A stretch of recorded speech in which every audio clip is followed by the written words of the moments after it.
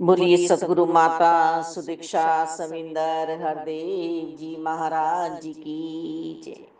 तू ही निरंकार मैं तेरी शरणा मैनू बख्श लो।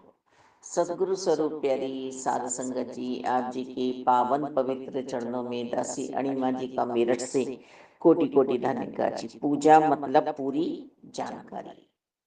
जब ये सृष्टि रचाई गई तब एक जोड़ा प्रभु ने बनाया शत्रुपा जी और मनु जी का, कि अब आप जाकर इस संसार में मैथुन क्रिया से इस धरती को बसाएंगे, आगे इसको बढ़ाएंगे और समय समय पर मैं प्रलय करूंगा। पर आपको और संत प्रवृत्ति के मानव को मैं नहीं नष्ट करूंगा, यानी कि नाश नहीं करूंगा। ऐसी आत्माएं मुझे बारंबार सृष्टि को बसाने के लिए चाहिए। और सृष्टि, संसार, धरती बची भी संत प्रवृत्तियों वाले लोगों से ही है। सतरूपा जी ने, मनु जी ने भक्ति की, पुण्य बात को समझा, माना प्रभु की, कि हमें अब पति पत्नी को कैसे मर्यादित अनुशासित जीवन जीना है।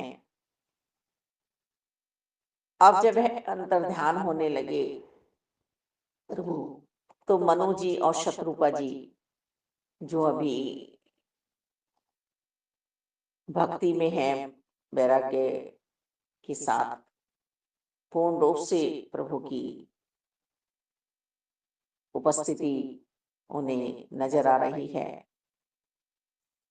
तब उन्होंने कहा कि प्रभु आप तो जा रहे हैं, हम किसके सहारे भक्ति करेंगे, किसके सहारे रहेंगे। तो प्रभु ने अपने स्वरूप की एक मूर्ति शत्रुपा जी और मनु जी को दी, जो सबसे पहली मूर्ति थी, कि इसका आधार लेकर आप भक्ति करना, जिससे भूल में न पड़ जाए हमारे इष्ट, हमारी परमात्मा। तो मूर्ति पूजा का प्रचलन जो चला, सबसे पहले चला। मूर्ति पूजा बेसिक पूजा है हमारी, बेसिक जानकारियां हैं। जितने भी ये वेद लिखे हुए हैं, इन वेदों में हमें किस प्रकार जीना है, कैसे श्रेष्ठ मानव बनना है, कैसे पूर्ण आत्मा बनना है, किस प्रकार हमें अपने रोगों का निवारण करना है, किस प्रकार अपने हमें घर में रहते हुए और संन्यास धारण करना है। सबसे सर्वोत्तम जो ग्रस्त सन्यासी बताया है। ग्रस्त को छोड़ने की बात नहीं कही जा रही है, संसार को छोड़ने की बात कही जा रही है, कि जो तुम इस मोह माया में फंसे रहते हो और प्रभु को भूल जाते हो, ऐसा जीवन में नहीं करना है।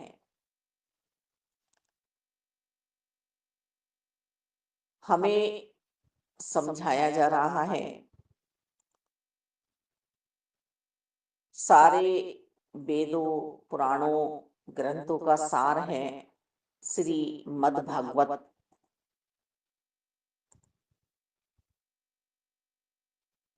गीता जी,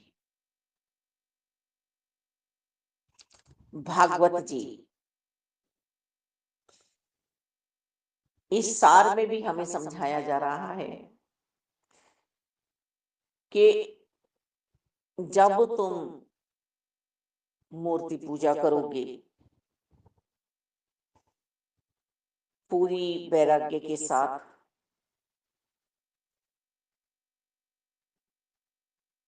तब चलते चलते तुम्हें आगे सीढ़ियां मंजिल पर पहुंचाया जाएगा, और मंजिल पर पहुंचने के बाद तुम्हें प्रभु परमात्मा की पूर्ण प्राप्ति होगी और तुम निरंकार को धारण करोगे। निरंकार में पहुंच जाओगे। तुम्हारी ऐसी अवस्था बन जाएगी कि ये परम सत्ता तुम्हारे साथ है, ऐसा एहसास तुम्हें होने लगेगा। अब ये स्वयं प्रैक्टिस करते करते करते करते या सदगुरु जी द्वारा प्रैक्टिस कराते कराते बात बन जाती है।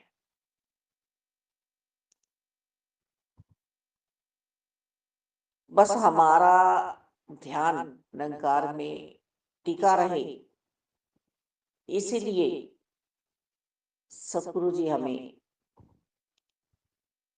सत्संग सेवा सिमरन करने के लिए हर पल चेतन कर रहे हैं। वो व्रत, रोजे, नियम हमारे सब बेसिक में आते हैं। और सही भी बात है, यदि बच्चे को हम नहीं समझाएंगे कि तुम्हें सुबह 4 बजे उठना है, परमात्मा मिलेंगे, परमात्मा से जो मांगोगे वो तुम्हें मिल जाएगा। तुम अपने रूटीन में 4 बजे उठना निर्धारित कर लो। तुम अपने रूटीन में गाय को रोटी देना निश्चित कर लो, कुत्ते को रोटी देना निश्चित कर लो, चिड़ियों को दाना देना निश्चित कर लो, चींटियों को खाना पहुंचाना है। सभी में तुम्हें परमात्मा को देखना है। परमात्मा की सृष्टि है ये। एक मानव ही है जो सबकी सेवाएं कर सकता है, अन्य जीवों की।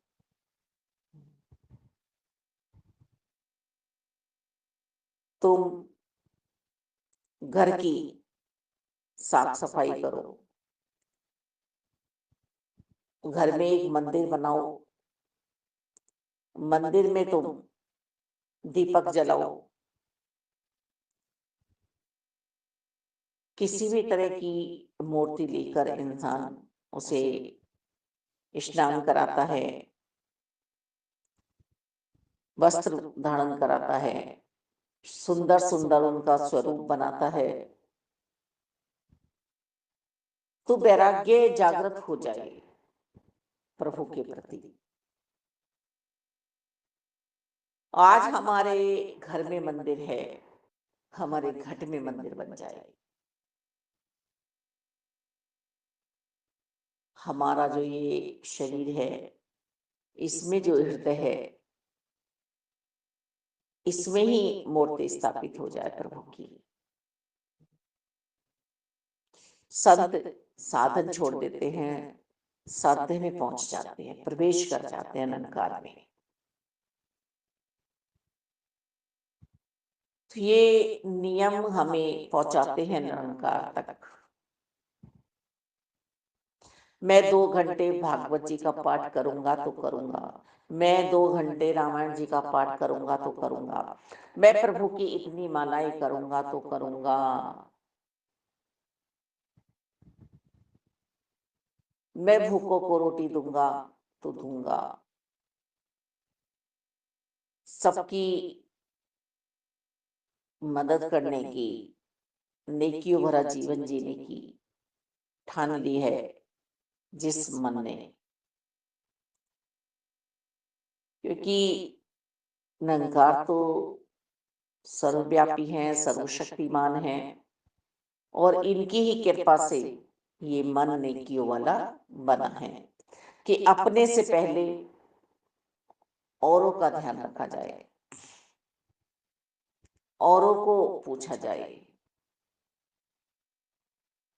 तो रहमत कृपा सिर्फ और सिर्फ मुझे अपने पे करनी है, स्वयं पे करनी है मालिक। जो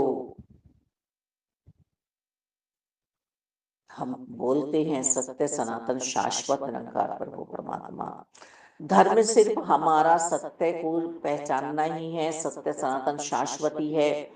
जो भी प्रभु की बातें कर रहा है वो ही सनातनी है। कोई वेशभूषा से हम सनातनी हो रहे हैं, यही हमें हिंसक प्रवृत्ति का बना रहा है। क्योंकि हमारे मन की सोच बेकार हो जाती है कि हम बटे हुए हैं और प्रभु परमात्मा को तो सभी के साझे हैं। मानव तू मानवता में पहुंचा जा। मानव आया ही मानवता के लिए था।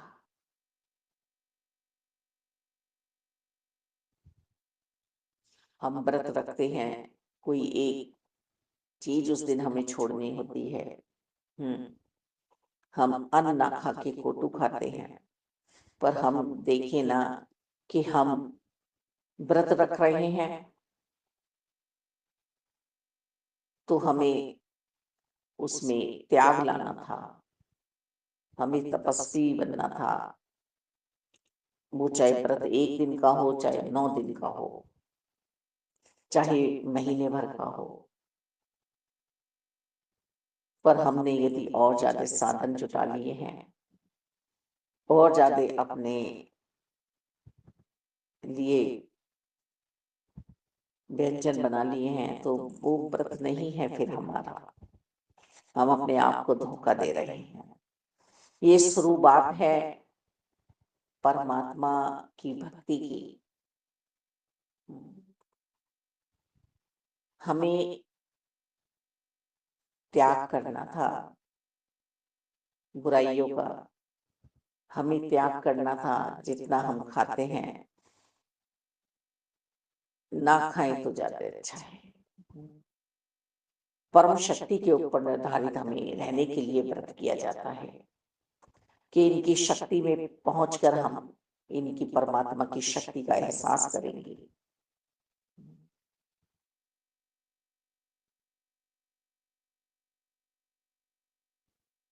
ऐसी लगन हमें लगनी चाहिए कि सिर्फ तू और मैं एक हैं। व्रत, बैड निंदा, चुगली, नफरतें, किसी का बुरा मुझसे ना हो जाए, किसी की मैं जिंदगियां बर्बाद ना कर दूं, किसी का धन मेरे पास ना आ जाए, किसी पर मैं अधिकार ना जताऊं। मैं अपने प्रभु परमात्मा निरंकार में लीन हो रही हूँ, अपने इष्ट में लीन हो रही हूँ। व्रत का मतलब तो यही है, ना कि एक अन्न छोड़ने से और कई प्रकार के व्यंजन में खा लूं, ये व्रत नहीं है।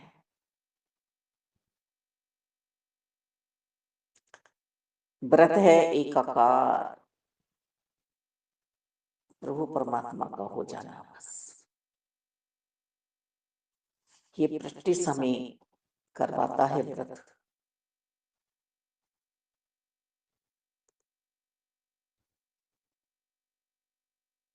पूर्णिमा का चांद हम देखें, जल दे, मुबारक है,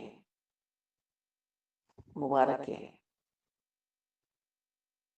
पर यहां से भी हम अपने आप को संदेश दें कि वो पूर्णिमा मेरे जीवन में हर पल बनी रहनी चाहिए, कि प्रभु मेरे साथ हर पल है। ये पूर्ण चांद मेरे जीवन में चमका है परमात्मा, मुझे विश्वास रहे कि मेरे पास ही है पूर्णिमा का चांद। पूरी रोशनी मेरे पास है।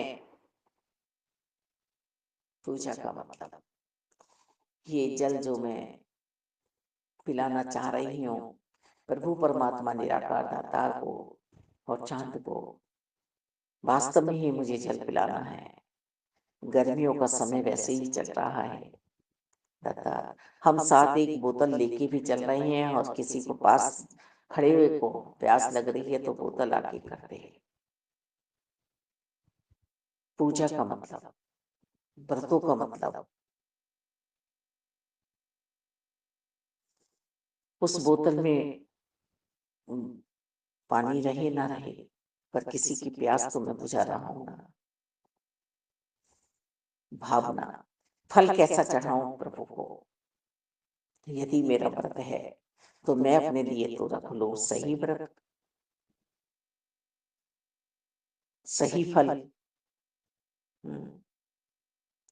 और चढ़ा दो जो केला बेकार है, जिस फल में दाग है। तो हम सोचे ना, हम क्या बीज बो रहे हैं।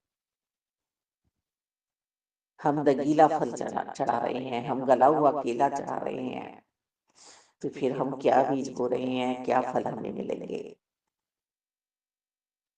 मैं इनका खुद उपयोग कर लूंगा, पर अपने प्रभु को तो बिल्कुल स्वस्थ फल चढ़ाऊंगा। ऐसे ही स्वस्थ मन के विचार मेरे होने चाहिए। जितना इतिहास लिखा है, भागवत जी हमें समझा रही हैं कि सब जगह एक आज्ञाकारी बनने की जानकारी दी जा रही है कि किस तरह से मन को निरोग रखे, प्रभु को बसाना है यहाँ पर प्यार नहीं जाग रहा था। तो व्यास जी ने प्रभु से पूछा कि अभी मानव प्यार में नहीं आया है। तब प्रभु ने नारद जी को भेजा। नारद जी ने कहा, समझाया कि प्यार, अभी मानव को प्यार नहीं मिला है। प्यार कैसे हो परमात्मा से? तब ये भागवत जी की रचना की गई। गणेश जी ने इसको लिखा और व्यास जी ने श्लोक बोले। और इतना प्यार उपजा कि गणेश जी रुक ही नहीं रहे थे लिखते लिखते। तब व्यास जी को एक ऐसा गौण श्लोक बोलना पड़ता था कि वह अपनी दिनचर्या करे आए, और गणेश जी उसमें लिप्त हो जाए। और जो भागवत जी में फिर प्यार आया है निरंकार प्रभु परमात्मा का, फिर बात बनी है। तो जिसने भी प्रभु की लीला को धारण किया है, वही पूर्ण रूप से परमात्मा का हुआ है। और जिसने प्रभु की लीलाओं में कमियां निकाली हैं, प्रभु की बातों में कुछ टीका टिप्पणी करी है, मूर्ति पूजा, बेसिक पूजा, जितने ये धर्म बन रहे हैं, इन्होंने मूर्ति पूजा से ही शिक्षा ली है। इन्होंने इन्हीं ग्रंथों से शिक्षा ली है, और तब अपने अपने मन से ये मत बनाए हैं। है ये भी सत्य सनातन शाश्वत निरंकार के साथ ही हिंदू मुस्लिम सिख ईसाई जैन फारसी बौद्ध, जितना भी मत है सब परमात्मा के साथ ही जुड़ा हुआ है। मंजिल सबकी एक ही है, जाना सबको एक ही जगह है, एक ही जगह से आए हैं। पर जैसी जैसी जिसकी सोच हुई है, जैसी जैसी जिसकी समझ हुई है, वैसी वैसी बात को इन्होंने पकड़ लिया है।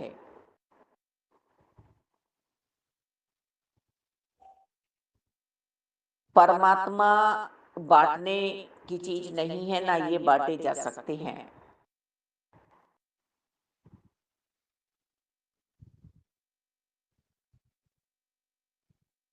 चार भाई एक दंपत्ति के हुए बेटे, उन चारों भाइयों ने अब आगे एक साथ ना रहने की बात सोची है, और अपने आप को सर्वोपरि मानते हुए उनके अंदर जो जिज्ञासा है, जो बात उत्पन्न हुई है, उस पे चल के अपना मठ बना लिया। दूसरे ने अपना बना लिया, तीसरे ने अपना बना लिया, चौथे ने अपना बना लिया। बस यही बात हुई है संसार में। बाकी मूर्ति पूजा आधार है हमारा। परमात्मा निरंकार ही हैं, इनका कोई आकार नहीं है, ये निराकार हैं। आज माँ मेरे सामने उपस्थित हैं, माँ का एहसास, माँ की शक्ति का एहसास दासी को है। इष्ट थी दासी की, आज शरीर का दौड़ना बंद हुआ है। आज जहां भी है हम निरोगी हैं, रोगी नहीं हैं। एक रोग हमें ये भी सताता है कि अभी हमें ऐसे ऐसे साधन जुटाने हैं। आज हम ऐसी जगह बैठे हुए हैं कि हमें फूल नहीं मिलते, हमें आसानी से फल नहीं मिलते, तो हाय माया नहीं है। प्रभु सिर्फ और सिर्फ भाव के भूखे हैं। हम पे वो हर समय बीतता है जब हम साधन जुटाने में असमर्थ रहते हैं। हमारे पास कभी पैसा नहीं होता है, आर्थिक तंगी, कभी शारीरिक बीमारियां इतनी हो जाती हैं, पर मानसिक पूजा, मन से पूजा की हुई प्रभु स्वीकार करते हैं। प्रभु को इस संसार का कुछ नहीं चाहिए, ये दाता हैं, ये देने वाले हैं। बस मेरे मन के भाव चाहिए। नामदेव जी ने कटोरे में दूध लिया, आओ पियो पियो पियो। बाबा कहते थे तुम पीते हो तभी मुझे प्रसादी मिलेगी, तभी मैं पीऊंगा, मैं भी भूखा हूं। तब आ गए, प्रकट हो गए, गोदी में बैठा लिया, दूध पिला दिया।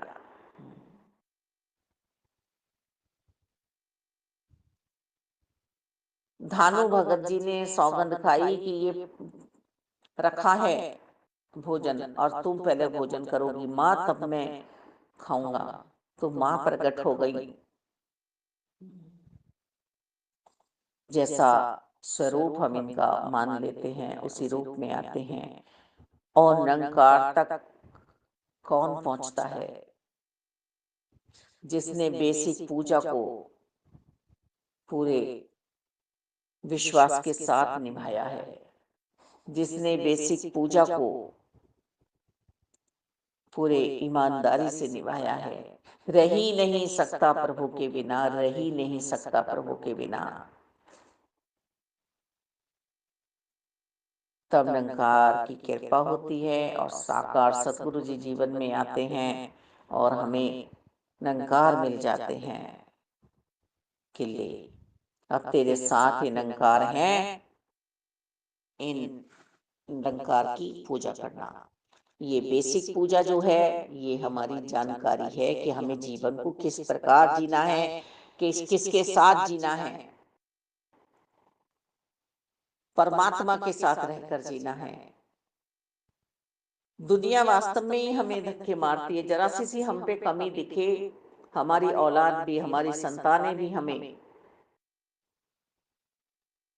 रंग दिखाती हैं, पर एक परमात्मा ही है जो रंग नहीं दिखाते हैं।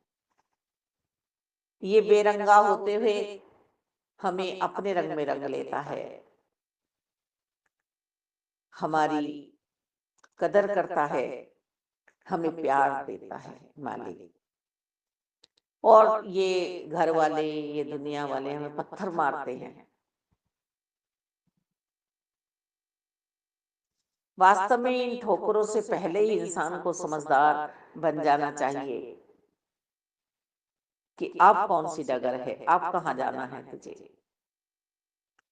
तो रहमत और कृपा हम सिर्फ और सिर्फ अपने आप पर करें कि ये पूजा जो है, ये व्रत जो है, ये दिन जो है, ये तिथि जो है किसी सन्यासी के लिए नहीं है, किसी संत के लिए नहीं है। क्योंकि संत का हर पहर, हर पल निरंकार के साथ बीत रहा है। तो कोई अमावस्या नहीं है, कोई पूर्णिमा नहीं है, हर दिन प्रभु संत के साथ है। ये अमावस्या की इस काली रात को भी पूर्णिमा की रात्रि बना दिया करते हैं मालिक। ये जो घोर संघर्ष दिखाई देते हैं इन्हें मिटा दिया करते हैं, बस मेरी सोच में नंकार बस जाए। वास्तव में हम जहां भी हैं पूजा पाठ बड़े चाव से करें, बड़े भाव से करें, विश्वास से करें, तभी हमें निरंकार मिलेंगे। धन्यवाद। बोलिए सद्गुरु माता